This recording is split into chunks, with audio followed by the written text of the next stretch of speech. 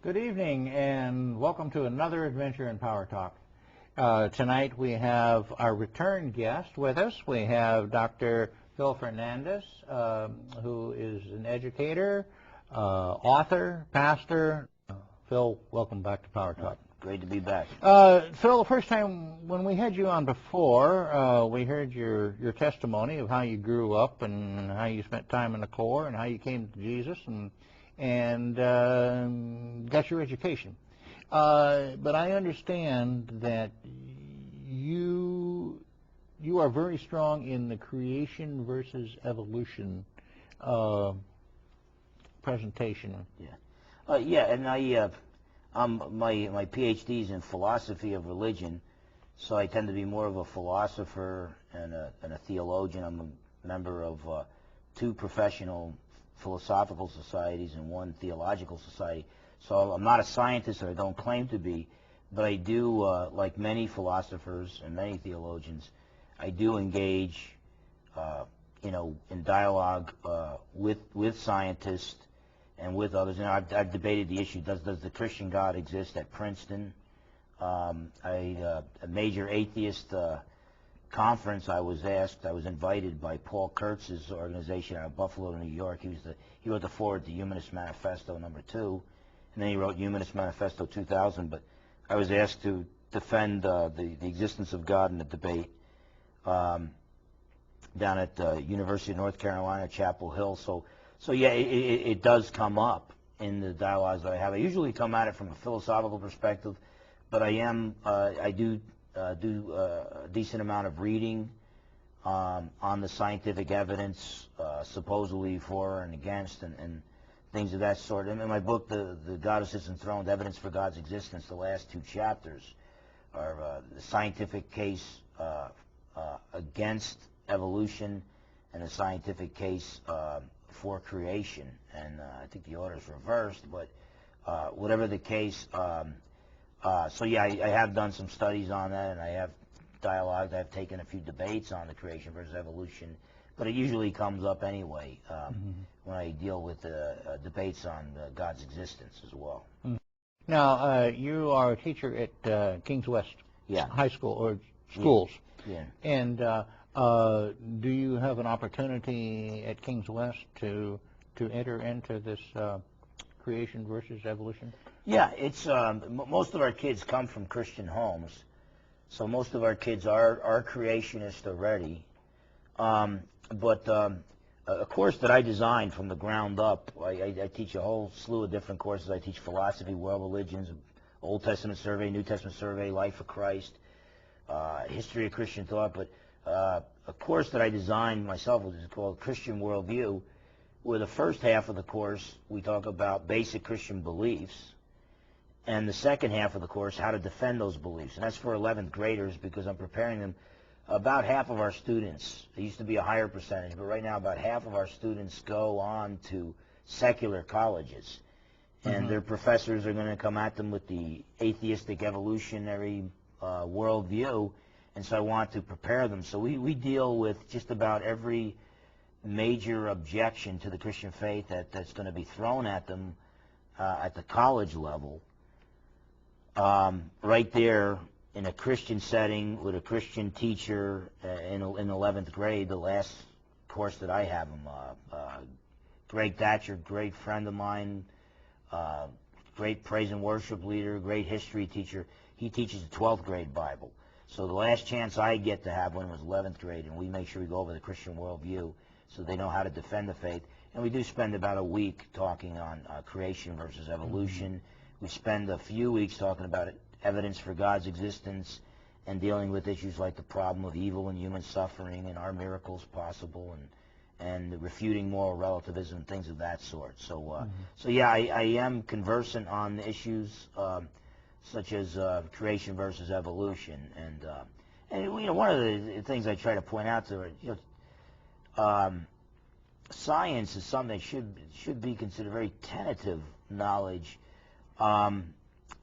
because we make theories or build models on based on how things appear, what we think that means, and we're not always right. And so evolutionists should have much more humility than they do. And I would argue, I think I'd like to go right for the jugular vein, that I call it, but I brought here just a one-page overview of what I lecture on with my students, but the unproven assumptions of evolution. If you just map out the unproven assumptions, what they assume but have never proven, and then you see that many of these assumptions actually violate known scientific laws, which hold more credibility than theories or models, and evolution is just a model. It's not even a scientific theory because you can't observe it now. And to reach a scientific theory, you have to use a scientific method which starts with observation. And so it's just a scientific model, but basically when you look at what they assume, okay, they assume that either the universe is eternal, which goes against everything that astronomy and cosmology teaches today, that either the universe is eternal or it had a beginning but it popped into existence totally out of nothing, totally without a cause. When I debated one of America's leading atheists, Dr. Michael Martin, a philosophy professor from Boston University, it was called the Internet Debate, and it's been translated into French and into Spanish. It was a big deal. It was hosted by Internet Infidels, the world's largest atheist website. He came right out and argued that the whole universe popped into existence totally out of nothing, totally without a cause, and that's more reasonable than believing that God created the universe out of nothing. And I was telling him, look, we both believe in a miraculous beginning of the universe, but miracles only make sense if you have a miracle-working God. They make no sense if you have a miraculous beginning of the universe without a miracle-working God. You know, I tell people nothing is nothing, therefore nothing can do nothing, therefore nothing can cause nothing. So if something had an absolute beginning, something else had to cause it to come into existence. If all of nature needs a cause, you've run out of natural causes. You need a supernatural cause for nature. So that's the first assumption, that either the universe is eternal or it popped into existence totally out of nothing, totally without a cause. Absolutely no scientific evidence for either one of those. Those are assumed. Then the idea that life spontaneously arose from non-life without intelligent intervention. That's assumed. It's not proven. That multi-celled animals came from single-celled animals. Absolutely no. You know, where did a single-celled animal get the genetic information for teeth and hair color? And we're supposed to have evolved from single-celled animals. The scientists might say mutations. Mutations, all they do is they just garble the already existing genetic code. So if the genetic code was like 26 letters of the alphabet, which obviously it's much more complex than that, and much more specified than that, if there's a mutation, it only garbles the 26 letters. It doesn't add a 27th, 28th, 29th letter. Yeah. For evolution to occur, you need new information. Mutations just does not do it. And so, I mean, it's just like I tell my students at King's West, we claim to know the who, so we don't have to know the how. And people say, well, how did God create the universe? I don't know. He's infinite in power and wisdom. But I know the who. I know God did it, so I don't have to know the how. If I knew the how, I'd be him. Okay. But evolutionists will tell us, well, we don't have to believe in the who because we know the how. Okay. But then we ask them, okay, well, how do we get here? They say evolution. Okay. Well, how did evolution occur? Oh, we don't know. All evolutionists disagree on that one. Well, wait a minute. If you don't know how evolution occurred, you really don't know the how. So evolution is just kind of this very convenient word that makes it sound like they know what they're talking about, but they really don't. And so it's assumed that life evolved from non-life, that intelligence came from non-intelligence, multi-celled animals came from single-celled animals, that animals with backbones came from animals without backbones, and that the common ancestry of fish, reptiles, birds, and mammals. All of these things are assumed. They have never been proven. Now, I tell my students, I write all these assumptions on the board, you know, that everything popped into existence out of nothing, totally without a cause, or the universe is eternal. Put all these assumptions on the board and say, if you had to sum up all these assumptions in one word, what would it be? And it takes them about a good 10 or 15 minutes. They get some pretty weird words that they throw at you, but eventually one of the students will figure out. They look at all these things and they realize, you just described evolution. Every essential stage for evolution to be spelled out is assumed. The only things evolutionists have proven are things that creationists could agree with. So, like for instance, they argue for common ancestry. That's not proven, but common design, common anatomy, we all agree that the arm of a man and the arm of an ape and the wing of a bird and the fin of a shark, they do have some things that are in common, okay? So common anatomy, yeah, evolutionists have proven that, but there's no problem with that from a creationist standpoint. It's just that we say common anatomy proves common design, which proves a common designer. They say, no, it proves common ancestry. Now, when I look at two paintings of Norman Rockwell, I know that I'm looking at two Norman Rockwell paintings because they have a common designer. You start to recognize his work. The evolutionist is saying, no, we should really look at two Norman Rockwell paintings and say, well, this painting at one time looked just like that one, and then gradually change into this one. No, I think common design is much stronger. Now you have the intelligent design movement with great thinkers like William Dembski, who's got a Ph.D. In mathematics and another Ph.D. in philosophy, brilliant young thinker, and showing that the specified complexity, even in a single-celled animal, there's enough highly complex genetic information to fill an entire library with volumes of information. You can't get that amount of information by chance, okay? If you get a television set that gets 22 stations and it blows up, a big bang, it blows up, that's not going to give you a 23rd and a 24th station. Right. And explosions, when you scientifically examine random explosions take things from a state of order and complexity to a state of disorder. You look at the Oklahoma City building after it was bombed. It did not add more design. It brought chaos to what was previously orderly. So, this idea that the Big Bang exploded the universe into existence, that doesn't make sense. Where did that come from? And then the idea that it keeps producing more and more information, which is what specified complexity is, that's just a fairy tale. It's like Dwayne Gish, a great creation scientist from the Institute of Creation Research. He's been debating evolutionists now for decades. But he said, when we say that a frog turns into a prince instantaneously, we call that a fairy tale. But when we say that a frog turns into a prince over a period of hundreds of millions of years, we call that good science.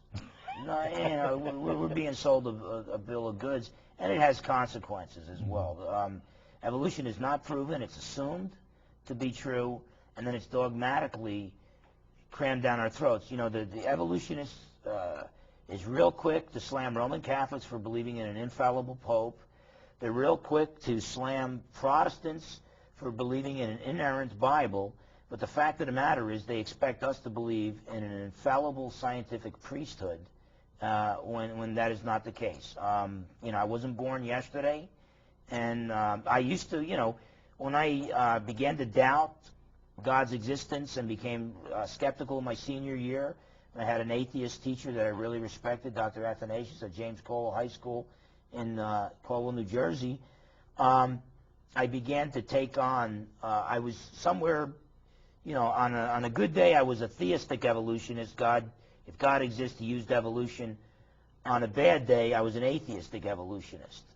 And so I had to do some real, looking into the evidence after I got saved. What does this mean with evolution? And what I found with evolutionary theory, college textbooks, even when I went to Liberty University, the college textbook for biology, they used an evolutionary textbook. Now, obviously, the professor wasn't an evolutionist, but right there in the textbook, it was real interesting, a college textbook, and it stated that the cell theory tells us that the cell is the basic unit of life, and all cells came from pre-existing cells. So you have life coming from life. But then it states, without any proof, after proving the cell theory, then it states, this, of course, does not apply to the first cell, the first living cell, which had to have evolved from non-living material. No explanation. They just say, look, this is what we've proven. Of course, this other thing is true. We haven't proven it, and it just contradicts what we've proven. but we got to be evolutionists here. So it's a, we have some infallible high priest right now, but they're from the atheistic evolutionary mindset, and they've taken control of the schools, and they're intolerant in the name of tolerance. They don't want creationists teaching there. They don't want anybody bringing up intelligent design, and that's a shame. Back on intelligent design, now I have Michael Behe from Lehigh, and he showed that what is called irreducible complexity, that when you get at a subcellular level, Darwin figured everything would be, assumed everything would be real basic. And so he wrote that. When we get to the cellular, complexity is just a bunch of simple things put together. You get to the subcellular level, and you still have the complexity of a spaceship or a computer, yet Michael Behe says it's irreducibly complex, which basically means even though it's as complex as a spaceship or a computer, if it were any less complex, it wouldn't do the job it needed to do to continue to survive, to evolve into something else. Mm-hmm. So in other words, it had to be created that way. It's like he uses the example of a mousetrap. You remove one part, like the spring or the wood, and it doesn't work. It doesn't work. And so for something to survive, survival of the fittest, and to evolve into something else, he finds on the subcellular level these things are irreducibly complex. They couldn't be any more simple, yet they're extremely complex. And so it's like it had to have been created that way from the start. Mm-hmm. And so Michael Behe is not exactly your fundamentalist evangelical Bible banger Christian. He classifies himself as a nominal Roman Catholic, whatever that means. Okay, but he's going where the evidence leads, mm-hmm. and it leads in the opposite direction that Darwin wanted to take us. Mm-hmm. Mm-hmm. So the evolutionist is basing everything on on things he cannot prove, mm-hmm. and has totally negated faith. Yeah, I see. Both creation and evolution, scientifically speaking, are models. They're not even scientific theories. Norman Geisler and J. Kirby Anderson do an excellent job on this in their work called Origin Science, where the scientific method, which isn't the only scientific way, by the way, to find truth, although most scientists don't know that because they don't even understand the philosophy of science anymore, but the scientific method starts with observation, and then you end with a theory, and if the theory is accepted on a universal scale, it becomes scientific law. Evolution and creation, since nobody observed creation, no human observed creation, and no one has observed the supposed evolutionary changes of the past. Even evolutionists say, yeah, it's not going on right, you're not going to be able to look and see it happen in your lifetime. Mm-hmm. It's not detectable by observation. So therefore what it is, there are different ways to interpret the scientific data. So it's basically they're scientific models. They're not even part of operation science, the repeatable science of the present processes that are still going on. They're non-repeatable singular events of the past. And so they're scientific models, ways to interpret the evidence. I think Geisler and J. Kirby Anderson go to great lengths to show that the creation model is much more plausible than the evolution model. I would even argue, my basic thesis is that if evolution is true, evolution needs God, but God doesn't need evolution. If evolution is true, you still need God to bring something from nothing, life from non-life, multi-celled animals from single-celled animals, animals with backbones from animals without backbones, and to eventually bring men from apes. Okay, mm-hmm. All of these jumps violate known scientific data, sometimes even known scientific laws. If evolution is true. So basically you need a superseding of natural laws, which is basically the definition of a miracle. You need a whole bunch of miracles to occur for evolution to be true. Mm-hmm. So for evolution, the only way to save evolution is to assume the existence of God, that God used evolution. However, once you assume the existence of God, he could have used evolution, or he could have created the universe in 6 literal days. But if God chose to use evolution, he covered his tracks, left no evidence of it, so we could charge him with deception, and I don't think you could charge God with deception. And number 2, it would have been the most wasteful way. Mm-hmm. How could God look at his creation after he creates man and say it is good if you have billions upon billions of fossils of dead animals already existing. So I think the fossil record was primarily caused by the global flood. So I'd be classified as a young Earth creationist. Many Christians are old Earth creationists, and that's great. But I disagree with them, and I think that it's problematic to have death even in the animal kingdom before the fall of mankind. I think God created the universe perfect. That's what the scriptures teach, and so that's why I would side more with the young Earth creationists. But whatever the case, the big issue is, does God exist? That's number one. And you throw, by the way, you throw God out the window. In my book, God, Government, and the Road to Tyranny, I use the argumentation of the German atheist Friedrich Nietzsche and then Christian thinkers C.S. Lewis and Francis Schaeffer to show that if, Nietzsche argued if God is dead, if God really doesn't exist, then truth is dead, morality is dead, meaning in life is dead. And then Nietzsche, as an atheist, said, now this is going to produce the Superman, the Overman, and bring us to our next stage in the evolution of mankind. That doesn't follow, Nietzsche. That does not follow at all. Now, C.S. Lewis and Francis Schaeffer, C.S. Lewis in his The Abolition of Man, Francis Schaeffer in his work Back to Freedom and Human Dignity, where he talked about the death of man, they realized, without even mentioning Nietzsche, that if God is dead, not only are truth, morality, and meaning dead, but man is dead too. Mm-hmm. And so the reason why we are now killing babies before they're born, babies who are being born, babies who are deformed after they're born, we're starving to... Terry Schiavo is not the first person we starved to death in this country. Unfortunately, we've been doing it for over a decade. Even without laws being passed, we have judges just deciding that feeding people intravenously is going beyond the call of duty if the person's handicapped or whatever it may be. And so you have people who are not even terminal, they're not even dying, that have been systematically starved to death in this country. Some of them can speak. I've read one account of a lady begging her quote-unquote loved ones were withholding, she couldn't swallow, so she had to be fed intravenously. She was begging the nurses, honey, please give me food. Mm-hmm. Because we have thrown out the Creator God, we are now throwing out man. In a world without God, there are no human rights. In a universe without God, human life has no value. And atheists are desperately trying to find some type of value for human life while rejecting God. Just go to the Ivy League schools. Peter Singer, teaching at Princeton, and he's now arguing that we should, if the parents and the doctors want to, we should kill deformed babies after they're born, that disabled people, their lives aren't worth as much as others. And Peter Singer has even put in writing in his Practical Ethics that the life of a full-grown pig or chimpanzee is worth more than the life of a newborn baby, human baby. That's a direct consequence of atheistic evolution, and if God is dead, man is dead too.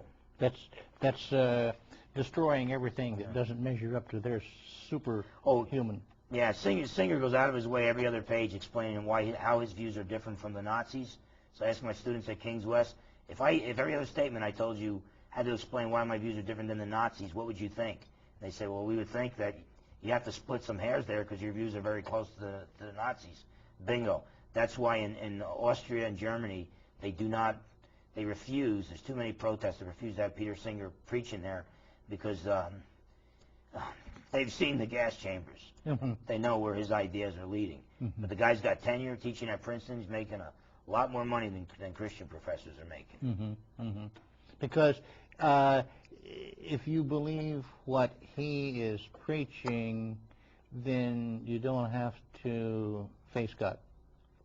Yeah, you don't have to face. Yeah, and he's also an ethics professor. He's supposed to be trying to figure out what's right and what's wrong. He tries to find how can there be value to human life. Mm-hmm. Well, it's always going to be some man-made definition. And Peter Singer is not a strong-looking man. He's not a former Marine like us. He has skinny arms. I got a friend from Liberty University, from my Liberty University days, Pastor Andre, and he goes around, blowing up hot water bottles. The guy's like a moose, just wall-to-wall muscle. It's a good thing Pastor Andre is a Christian, because if he were Peter Singer, his definition of what fits into the master race, life worthy of life, well, might entail a guy with 23-inch biceps, and Yeah. I don't fall in that category. So, Yeah. but Peter Singer's got his own definition of those who deserve to live and those who don't. And it's because once if God exists, then all men are created equal. If God exists, all humans are created in God's image, and human life is sacred because we came from our Creator and He created us in His image. If we evolved from slime, we're mere molecules in motion. There are no human rights, and basically it's going to be whoever controls the universities is going to control the politics of the future. Whoever has the power, the reins of power, they're going to dictate who lives and who dies, but it's going to be arbitrary. It's going to, we have left God's absolutes in the dust. And it's just, don't you think that that's a sign of the times when that we're closely approaching the end of God's calendar? That chapter in God, Government, and the Road to Tyranny, that where I deal with the thought of Nietzsche and all, and I argue for and Lewis and talk about the abolition of man. Lewis predicted in the 1940s, and that the title of that chapter is "The Death of Man: The Coming Death of Western Civilization." If Western civilization doesn't return to the God who blessed us so abundantly, Western civilization is going to implode. We're going to go down. Lewis said that the few would basically control the billions, and we'd have a race of men without chests, men without moral consciences, who no longer believe in moral absolutes, and the laws would be made not because they're good laws, but because they're laws that are needed to keep those in power in positions of power. Phil, we ran out of time. We've run out of time. This has been tremendous. Thank you for being with us. Thank you for listening. I hope that you heard. I hope that you learned. And you can see where so many of our schools and our higher education facilities are cheating our students. Good night. I'm Bill Cundiff, and this is Power Talk.